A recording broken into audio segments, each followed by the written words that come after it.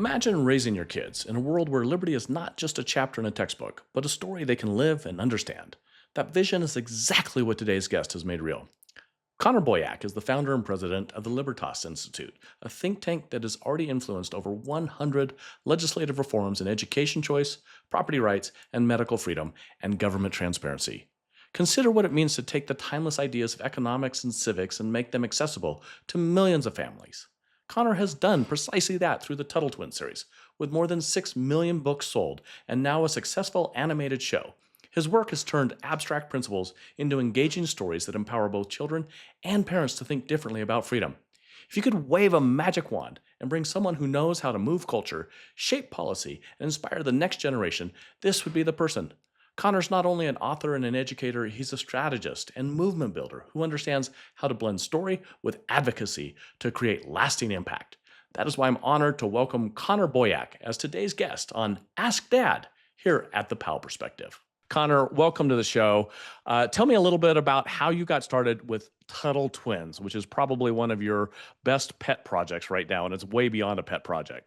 Yeah, it's certainly the one I'm most well known for at this point. The Tuttle Twins is an outgrowth of our political work. I started a think tank in 2011 in Utah, where I live, and it was a state-based think tank focused just on state level reform. We've since expanded to work across the country, but I was changing all these laws. I was working with legislators. I was, fighting civil asset forfeiture and all kinds of fun stuff. And I found myself wanting to help my kids understand what dad does for work. They were very young at the time, 5 and 3. My 5-year-old was almost 6. And, I'd come home at the end of the day and I'd, tell me how your day was. What did you do? And they'd tell me in very simple terms what cartoons they watched or what toys they played with. But my almost 6-year-old started to reciprocate that question. Dad, where were you today? What did you do? And I wanted to give him an answer that was more substantive than I typed on a computer or, I made phone calls. So I literally went to Amazon. I looked for children's books that would teach about like property rights and free markets and things like that to try and simplify and help them understand. This is 2013. There was zilch, just absolutely nothing. So that was kind of the aha question mark of like, maybe there's an opportunity here. Was talking with a buddy of mine, Elijah, who's the illustrator and my Yeah. partner now in the Tuttle Twins. He has kids. He's very like-minded. So we started kicking around this idea. What about a kid's book? There was no grand vision for turning it into what it has since become. It was really just like we wanted this for our kids, and it was very much like a personal project.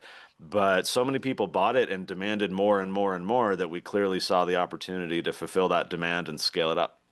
So not only do you have books, you have I know it's on YouTube. I don't know, it may be actually on other channels as well. So it's great videos. Tell me about that. How did you The get into? cartoon, yeah. Yeah, the So the cartoons. books, the books started selling millions of copies, became a household name across America, and we saw the opportunity for doing a cartoon. So we partnered with Angel Studios. They're the distributor of the cartoon. So you can find some episodes on YouTube, but the full episodes for free, by the way, are all available on Angel Studios platforms. So you can download their app, much like Netflix or whatever. They've got tons of great shows on there. And we've got 3 seasons. We have, I think, over 300 million people who've now watched at least one cartoon episode. And so the books are, I'll say 75% educational, 25% entertaining. We pack a lot of powerful ideas into the books and then try and, excuse me, wrap them in a fun enough story where the kids, find it engaging to learn. The cartoon flips it. The cartoon is like 75% entertaining. It's just a fun, silly cartoon. Ah, By the way, for kids and adults, we put like Simpsons style adult intellectual humor so that mom and dad can really, get a kick out of watching it. And then maybe 25% of the cartoon is the educational side. So it's really our top of funnel, if you understand kind of the marketing funnel, where we can just have this fun cartoon that's free to watch and families across the world are watching it. And then it's like, hey, do you want to learn more and kind of deepen your understanding? Go get the books. And then we have curriculum and we can lead them down that path to continue learning these ideas. so did you ever see yourself as a author that you were going to write kids books and then a movie producer, executive producer? I don't know what title you'd call that, but creator, content creator. I mean, probably not. And if you ask like my eighth grade English teacher, she'd laugh in your face at the mere prospect of the idea that I could turn into this. I've now written 50 books, about 35 of which are Tuttle Twins, and then I have a number of other books for kind of general audience. as well. And no, like I struggled in school with English. I struggled with economics. I struggled with history. And when I mean struggle, I disliked it. I hated the memorization and the rote learning and the being forced to write essays about crap I didn't care about. But later in life, after I graduated college and got off the conveyor belt, I found that I had all this free time to read things that I was curious about. And that ended up being kind of libertarian leaning political, economy, history, American history, civics. Getting into Austrian economics and so forth. And I kind of, around the time when Ron Paul was first running in like 2007, 8, that's what really sparked Ah. a lot of my interest. And then I started a blog because I wanted to share with other people what I was learning about. And I quickly realized, wow, I suck at writing. I need to learn how to write well. And so it was this very like organic thing that developed alongside my burgeoning interest about 20 years ago in some of these kind of political and economic ideas. And I found that I believe in them so passionately, I want to share them with the world. That really forced me down this path of learning how to communicate well, how to tell stories, how to write. And I've now turned that into a career, which has been awesome. So you don't just have 50 books out there. You have Libertas, which we'll get to in just a minute here. Yeah. But relative to the kids, the Ask Dad, you have got to tell me, my granddaughter just had an awesome, I wouldn't call it a lemonade stand. It was a Beyond Lemonade event center that you could come to. And you took that and put it onto steroids, and it's grown across the country. Tell me about what you're doing there. You'll probably, and your listeners may appreciate the backstory briefly. In 2016, there was this weird summer. It happens from time to time, but in 2016, there were all these headlines of little kids' lemonade stands getting shut down across the country for not having like a business license or a food handler's permit. Country Time Lemonade even turned this into a stunt the year later where they had a whole like legal defense fund for kids if they got shut down. So we turned that into policy reform. We went to our legislature in Utah. I went to a buddy of mine in the Senate and I said, I've got this idea. Let's do a law that says if you're a minor doing occasional business, not like a full-time, like legit type of operation, but just an occasional Saturday morning, whatever door-to-door thing. Let's say you don't need a business license, you don't need any kind of permit, no sales taxes, no nothing. Let's have a fully actual free market for kids to encourage them before the crushing weight of the state comes upon them as an 18-year-old. Let's actually like lower the barrier to entry for these kids. So we got that bill passed. We've since helped about 13 states across the country pass similar laws. But passing that law first in Utah gave rise to this opportunity you're talking about. We call it the Children's Entrepreneur Market. There's the logo. The website is kidsmarkets.com.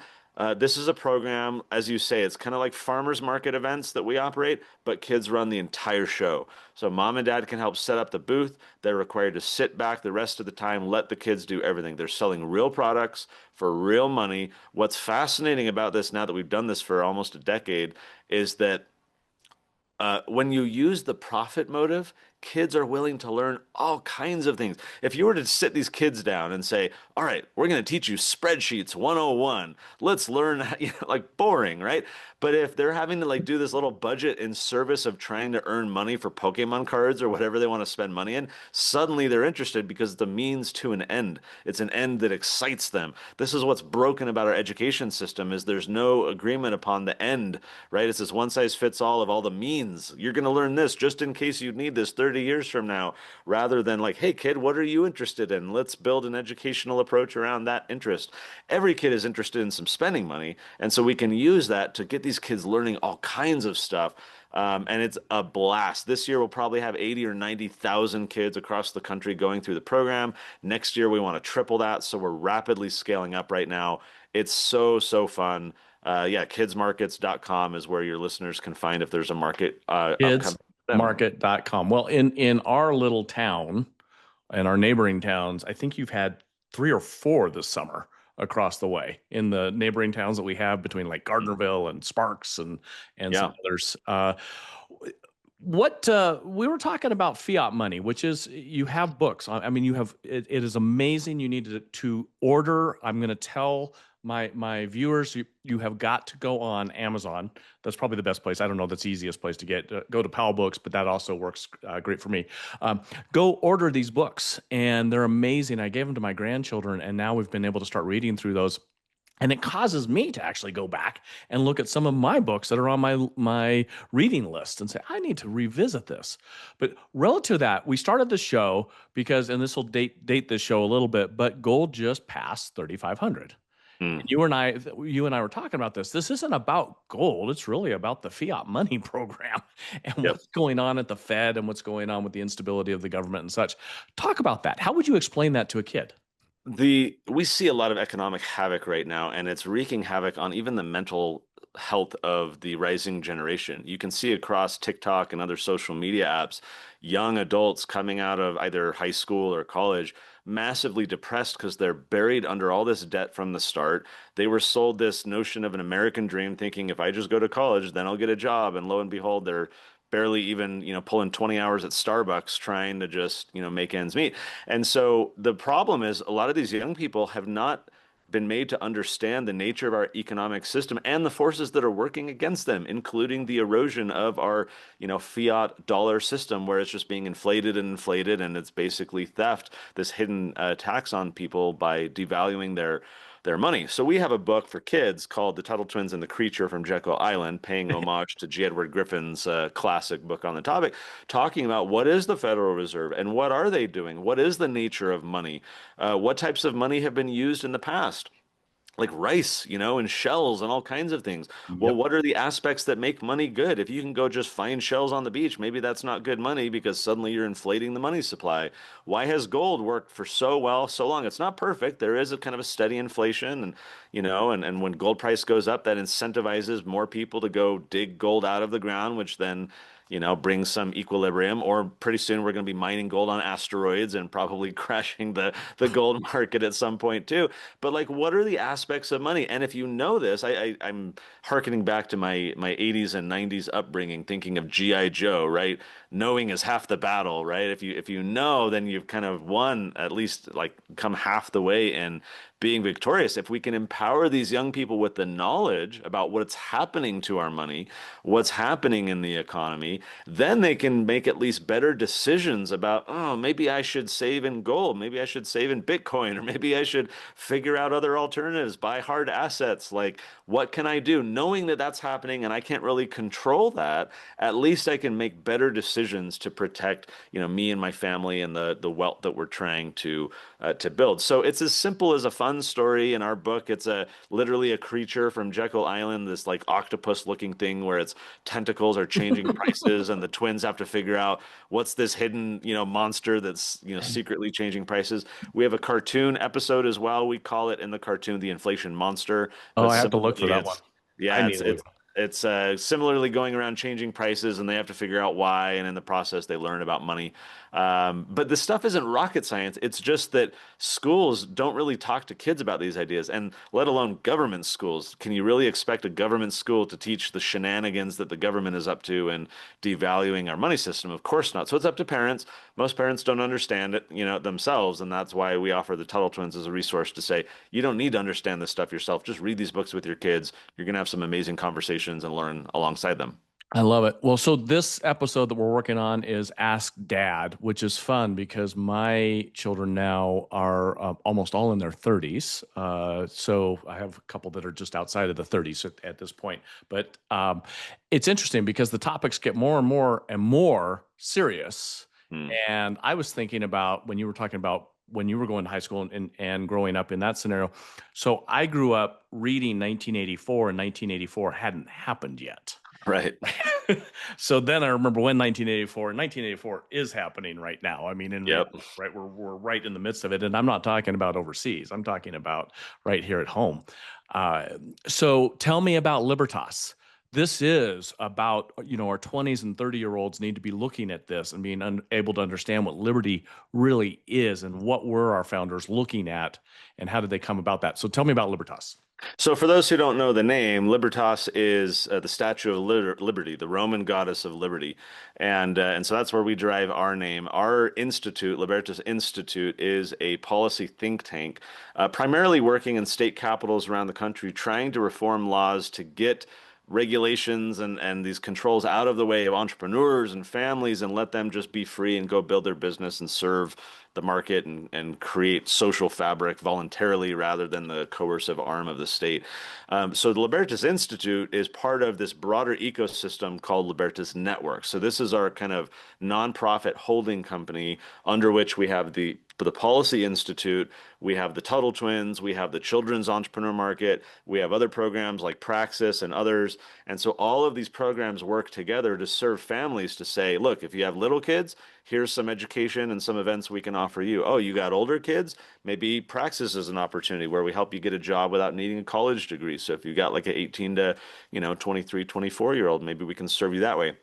Oh, you're running a business or you're in this particular industry, let's talk with our think tank and we can actually help develop policy reforms that are going to help you or your business, be freer. And so what we're trying to build at Libertas Network writ large is this kind of juggernaut of initiatives that no matter the stage that your family's in or the circumstances you're in, we have something to offer you to help you embrace and defend the principles of freedom. So we want to be able to educate you and your kids at all ages, right? No matter where you're at. And then we want to also empower you with opportunities to get involved. Like, hey, we're working with legislators in your state on this particular issue. Bring your kids up to the Capitol. Here's a civic engagement I love opportunity. it. We'll connect you with the legislator. You can show up to committee and testify in favor of the bill. Who does that? Well, you can, right? And so we're trying to create these opportunities for families to not only learn about this stuff, but actualize it, right? And whether that is like, let's go start a business and just go through the market and do this, or hey, we're interested in political reform and we actually want to defend our freedoms and we want to be involved in this lawsuit or in this legislative battle. We're trying to create opportunities for all families of all stripes so that they can be part of this broader effort to try and increase our freedom across America. I love that. So there's so much to unpack there. I think you know this. I have a doctorate in law and policy, so I love Hmm. the policy side, and I teach at a doctoral program about federalism. And federalism is not all that popular of a conversation in today's world, Right. and you've got really two parts to that, which is the separation that we talk about and people hear, with our executive branch, our legislative branch, and our judicial branch. But that's really at the federal level, right? And what you're talking about, and you said it, I love how you say it, and this is the same thing I have with my enunciation of words at times. I say libertas, but you actually enunciate it properly, right?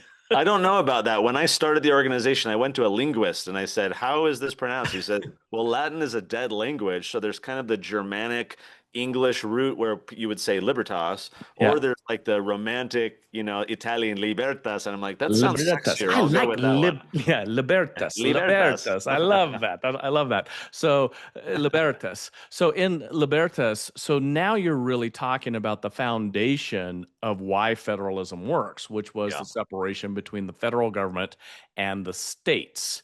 And so it sounds like much of your think tank work is at the state level because that's where you can actually impact change. Everybody goes votes for the president. That doesn't Yep. do anything. No, and keep in mind who you're talking to. You're talking to a guy who graduated from college with C's in information technology. I became a web developer for a decade. I have no formal background in economics or politics, no credentials like you or others. I'm just like a washed out web developer that's passionate about freedom. And I have changed over 100 laws myself, That's right? I awesome. have sat in rooms with toe to toe with all the big power players in all these states. And I love that story because whatever, it makes me look good. I have fun with it, whatever. The point is, the reason I love sharing the story is that if I can do it, so can anyone And else, isn't that right? the way it's supposed to be, though? That's the It's way it's supposed to supposed be to be. that way. And as you point out, at the state level is where it can happen. If when we go try and tangle up in DC, oh my gosh, there's so much money and lobbyists and everything. It's just a nightmare. But you can enact so much reform at the state level. You're exactly right that federalism is where it's at. But I think we have this crisis happening right now. I'll give you a very brief example. I remember about 17, 18 years ago, when Real ID was first proposed, there was a national freakout across the Yeah. country. You remember this. Legislatures were passing resolutions and laws and saying, we're not doing this. There were lawsuits. The feds backed down. And then a decade later goes by and they start attaching all of these grants, not to Real ID writ large, but to specific little pieces that they had chunked out of what was proposed as Real ID to the point where so many states were eager to get the money. And so, yeah, blah, blah, blah, blah, blah. 5, 6, 7 years later, you look across the country and over 3/4 of the states had become compliant with all the provisions of Real ID, not by swallowing it whole cloth, right? But by just piecemealing it in exchange for the money, to the point where everyone's now have to get the little yellow star or whatever on their driver's license. And otherwise you can't fly, right? And so they got the final like 10, 20% over the hurdle by just saying everyone has to do it now. But along the way, everyone became compliant. So to me, this is the problem, the crisis that we face with federalism is that states have been sucking at the taxpayer teat, in DC for so long that they're willing to surrender their freedoms. They're willing to no longer stand on principle. So a lot of our effort is trying to get states to man up and say, you are not a subdivision of the federal government.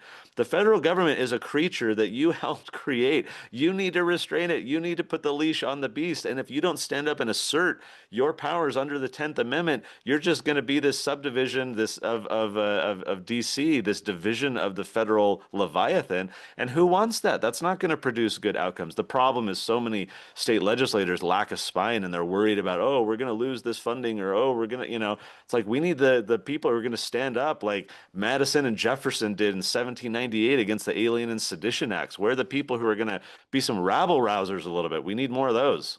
Yeah, we call those people bad in today's world when you stand up against, Domestic especially the federal terrorists. government. Yeah, domestic terrorists. I love the conversation about the 10th Amendment, and because my simplicity, and yes, I do have a doctorate, and I got to tell you, I'm very fortunate about that, but I barely graduated high school. I was late to get my undergraduate degree. I was an entrepreneur and a business person and had a fabulous career and opportunities and vocations before I ever went into formal education. So I backed into it Wow, to the that's opposite awesome. side. Yeah. And it's because I'm incredibly curious, and I'm like, oh, I want to go and I want to learn from all sorts of areas. So to be clear on that, it was a foundational learning at a very late That's awesome. age. So why I say that is the 10th Amendment is just so amazing because it basically, in the most simplest way, says federal government, you get this much power, and if we didn't give you that power, everything else belongs to the states. And the states and the federal government only get it because the people gave it to them. So Yep. power actually remains in the people. And we're at a state, at different times where people have totally forgotten the fact that we are the power, not the Yep. federal government. But the federal government has the checkbook, the big checkbook. And you probably know this, but it And started, the money machine. that's it. They can print it. Andrew Jackson really was the first time that we had this excess money, and they started using those systems because they couldn't build roads. That Yep. wasn't within their power, but they could incentivize states to get gifts in the form Hmm. of grants and that they don't ever pay back. And now that has grown into that's how we have the Department of It's an Education. That's how we addiction. have all of these things. Yeah, because it's an absolute addiction. All right, well, that's enough pontificating about those wonderful subjects. We You're could go out on there. for hours. I know. You're out there doing work. I got to do one more. You were introduced to me, or I was introduced to you through Lee Brower. I just think he's just like one of the coolest people on the planet. How did you ever meet Lee? You got to tell me this background story. I don't know. Oh, so like you, I am in strategic coach. Lee was actually my first coach. Randomly got paired with him. I was doing one out in LA. So for those who don't know, strategic coach is an entrepreneur coaching kind of group coaching for business owner type of program. Started by Dan Sullivan, very successful. He's done, I don't know, tens of thousands of entrepreneurs at this point. So I joined several years ago. Turns out Lee lives here in Utah. He's in southern Yep. Utah, and I'm kind of up the state a little bit, but he was my coach for a few years before I moved up to a new level, and so he was kind of the entry level program, and then I moved up a level. Great guy, Lee Brower is amazing. He's an awesome human being. But yeah, I forgot that that's our mutual connection, that you know Lee as well. Yeah, so he is a wonderful person, great character, and amazing leader out there, and like yourself, doing some great things.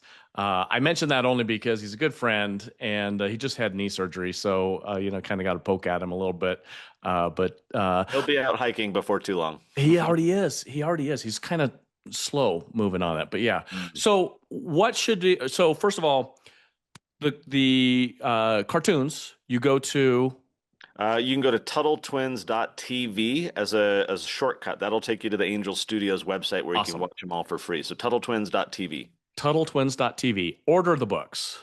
The books are at TuttleTwins.com, where you can get not only the books, but we've got some extra little add-ons that we throw in, little activity workbooks and stuff like that. I will tell you, for my granddaughters, they are loving the books. They loved it as the gift, which is wonderful. And It's then it awesome. just has these conversations that we're having around the dinner table anyway. And now they're engaging in these conversations in a meaningful manner, which I just absolutely love. And Libertas or You said Libertas. it right. how It's does that how does one's libertas.org, Libertas. It's like the word liberty, but instead of an AS, there's a Y, libertas.org, and that'll kind of point you to all of our different programs that you can find, whether it's the policy stuff or the kids markets. That's kind of our one-stop shop for everything that we're up to. So if you have your child getting stopped by the police because they're selling lemonade, you definitely need to be Please getting call us. involved. Yeah. We will help you. We will blow that story up across the country. My, I just love that. Well, Connor, thank you so much for joining us. I'd love to get you back at a later date and anything we can do here. I know you've got one more event, I think, in Northern Nevada that's going on before the season's out. And then I look forward to getting you back, and we can see some links for next year's programs as well. That sounds great. Thanks for having me.